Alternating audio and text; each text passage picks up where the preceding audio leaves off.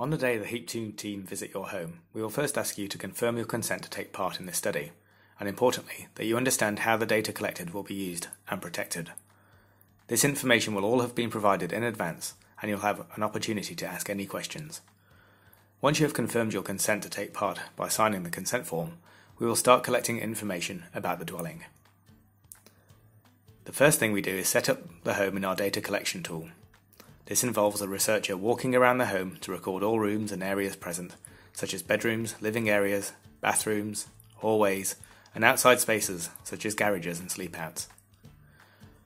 We do this so we can accurately record where monitoring equipment is installed and where appliances are located. For example, which sensor is associated with bedroom 1, and where in the home is the hot water cylinder located. The researcher will then complete a survey of your home. This is to record information about how the dwelling is built. For example, what is the roof type? What types of materials are used as wall claddings? What are the window frames and glazing types?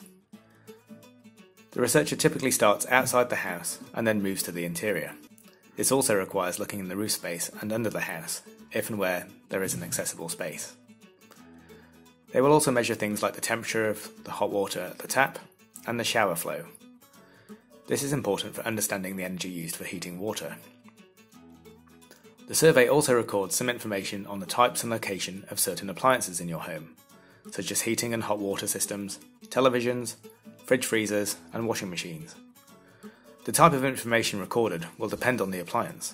For example, for some appliances, the actual power rating is needed, while for others, the size or make and model might be required.